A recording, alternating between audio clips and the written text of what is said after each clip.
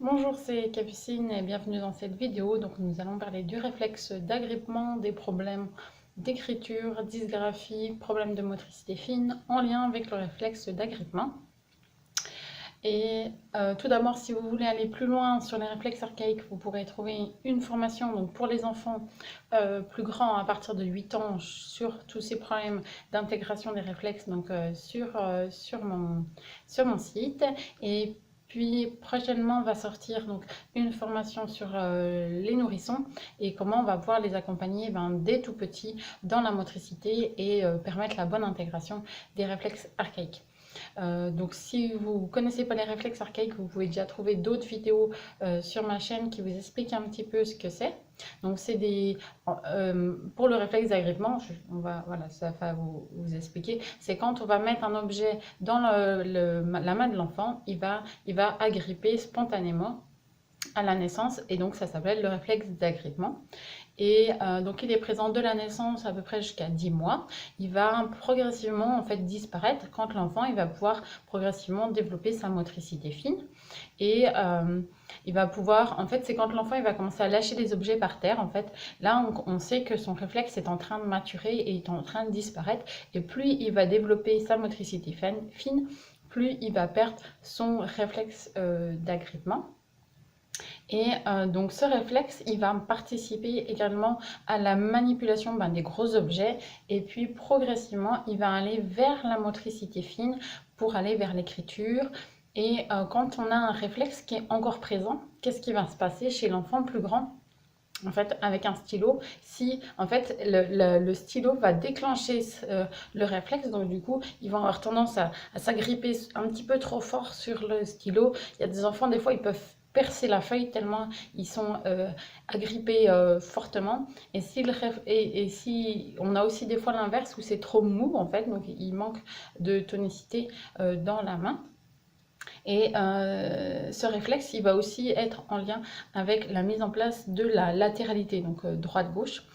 Moi, en niveau ostéo, on retrouve aussi des fois des problèmes carrément dans le bras, dans l'épaule, qui va faire que l'enfant, il a du mal aussi à se placer.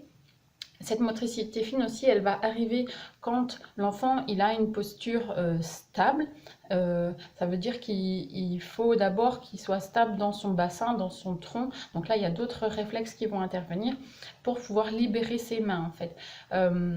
Et donc ça, c'est aussi important à prendre en compte. C'est-à-dire que si l'enfant il n'arrive pas à s'asseoir seul, s'il n'est pas stable, le nourrisson, hein, je parle, eh bien, il va avoir du mal à développer cette motricité plus fine.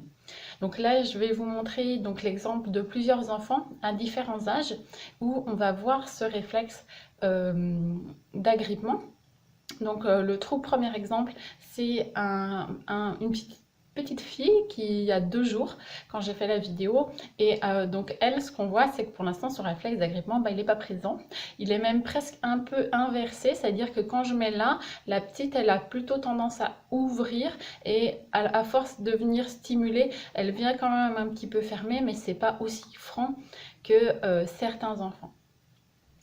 Donc ensuite, dans l'autre vidéo, c'est des enfants plus grands. Et donc là, on a vraiment un agrippement et on a un autre réflexe qui vient fait, qui s'appelle la traction des bras. Et donc là, il est bien présent. Et moi, je m'en sers aussi, par exemple, pour aider les enfants qui ont du mal à passer à 4 pattes ou des choses comme ça. Je vais aussi travailler sur ce réflexe par rapport à l'utilisation des abdominaux.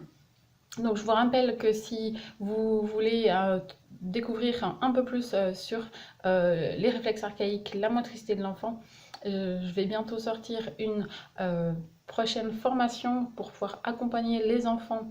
Donc en tant que parent, hein, comment on va pouvoir observer, mettre en place des choses, les accompagner, et puis aussi en tant que professionnel, comment on va pouvoir accompagner ces enfants. Et donc là, la dernière vidéo, c'est un enfant qui est un peu plus grand et on voit que lui, il commence déjà à avoir un réflexe qui a bien disparu parce qu'en fait, il veut plus venir avec moi, donc c'est plus réflexe, je peux plus aussi bien utiliser son réflexe d'agrippement et de traction des bras.